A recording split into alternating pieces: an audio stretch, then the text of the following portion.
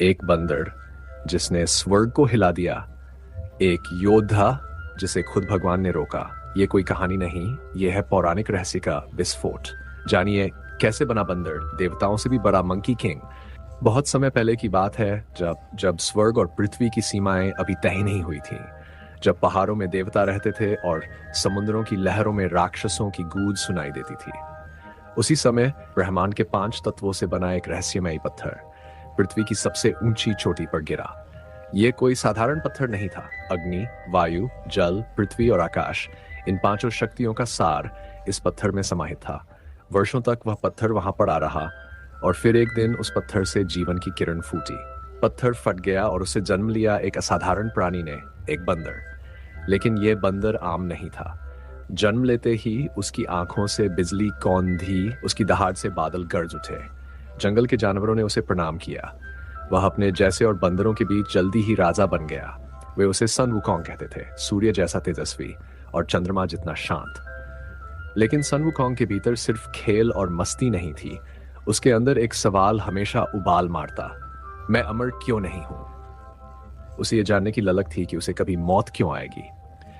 यह प्रश्न उसे उस संत के पास ले गया जो अमरता का रहस्य जानता था। वर्षों की तपस्या और साधना के बाद वह संत सन वुकोंग को शिष्य बनाते हैं और उसे ऐसी शक्तियां प्रदान करते हैं जिन्हें जानकर देवता भी चौंक जाए। उसने उड़ना सीखा, छलावा करना सीखा, अपने एक बाल से हजारों रूप रचने की कला सीखी और सबसे बढ़कर उसने अमरता प्राप्त की। अब वह न केवल बंदरों का राजा था, बल्कि एक देवता के समकक्ष शक्ति रखता था। लेकिन इस शक्ति के साथ आया अहंकार। सन वुकोंग को लगा कि अब उसे कोई नहीं रोक सकता। उसने सीधा स्वर्ग की ओर उड़ान भरी। देवताओं ने उसे रोकने की कोशिश की, पर उसकी गति, उसकी ताकत और उसका आत्मविश्वास बेजोड़ था।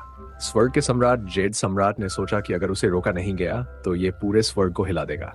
इसलिए उन्होंने उसे एक मामूली पद, घोड़ों का रक्षक, देकर अपने राज्य में शामिल किया ताकि उसका घमंड शांत किया जा सके। लेकिन जब वुकोंग को सच्चाई पता चली तो उसका गुस्सा फट पड़ा। उसने घोड़े छोड़ दिए, सैनिकों को पीटा और ऐलान कर दिया, मैं हूं महानशी जो स्वर्ग के समकक्ष है। अब वुकोंग ने स्वर्ग के सिंहासन पर नजरें जमा दी। इसी बीच एक और शक्तिशाली प्राणी बुल डीमन किंग ने उसे देखा। बुल डीमन किंग स्वर्ग को नष्ट करना चाहता था और उसने वुकोंग को अपने साथ मिलाने का प्रस्ताव रखा। वुकोंग शक्ति से अंधा हो चुका था। उसे लगा यह मौका है अपनी ताकत दिखाने का। दोनों ने मिलकर स्वर आक्रमण किया। भयानक युद्ध हुआ। आकाश में बिजली चमकी, देवताओं के महल जलने लगे और स्वर्ग की धरती कांप उठी। वुकोंग की शक्ति इतनी थी कि देवताओं की सेना पीछे हट गई। वह अकेला ही 100 सैनिकों पर भारी पड़ रहा था। उसके हाथ में जादुई गदा थी जो उसकी इच्छा से आकार बदलती थी। लेकिन इस सब के बीच कहीं न कहीं उसके दिल में एक हल्की सी टीस उठने लगी थी। वह देख रहा था कि उसकी लड़ाई से निर्दोष देवता, परियां और प्राणी घायल हो रहे हैं। एक छोटी सी बच्ची की चीख, एक मां की पुकार और एक घायल योद्धा की आंखें, इन सब ने वुकोंग के भीतर की इंसानियत को फिर से जगा दिया। अब वुकोंग ने बुल डीमन किंग से दूरी बना ली। उसने अपनी ही सेना के खिलाफ लड़ाई छेड़ दी। लेकिन अब स्वर्ग को उस पर भरोसा नहीं रहा। जेड सम्राट ने संदेह किया कि यह एक नया धोखा है। तभी स्वर्ग में प्रकट हुए स्वयं भगवान बुद्ध। उन्होंने वुकोंग को रोकने के लिए एक अजीब चुनौती दी। अगर तू सच में शक्तिशाली है तो मेरी हथेली से बाहर निकल कर दिखा। वुकोंग हंसा। यह चुनौती उसे बचकानी लगी। उड़ा, एक विशाल खंभे तक पहुंचा, वहां अपने निशान छोड़े और लौट आया। लेकिन जब लौटा तो देखा वह खंभा भगवान बुद्ध की हथेली का अंगूठा था। वुकोंग कभी हाथ से बाहर गया ही नहीं था। यह उसके लिए सबसे बड़ा झटका था। वह समझ गया कि ब्रह्मांड का माप उसकी शक्ति नहीं, त्याग विनम्रता है। पर अहंकार की सजा तो मिलनी ही थी।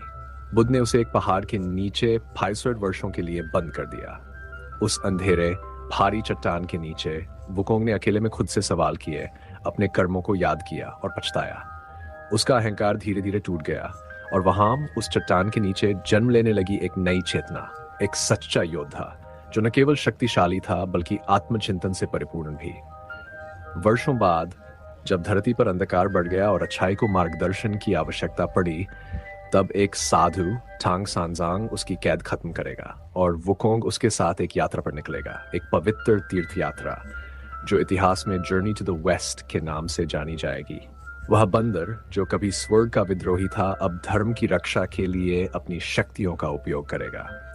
यही उसकी सच्ची परीक्षा होगी, जब वह बिना घमंड के अपने गुरु के आदेशों का पालन करेगा, अपने कर्तव्यों को निभाएगा। बिल्कुल, अगर आप चाहते हैं कि मंकी किंग की ये रहस्यमय यात्रा आगे बढ़े, तो कमेंट में जरूर लिखें अगला पार्ट चाहिए। आपकी एक टिप्पणी ही हमें अगली कहानी लाने की ताकत देती है। और हाँ, चैनल सब्सक्राइब करना मत भूलिए, क्योंकि अगला भाग और भी ज्यादा दमदार होने वाला है।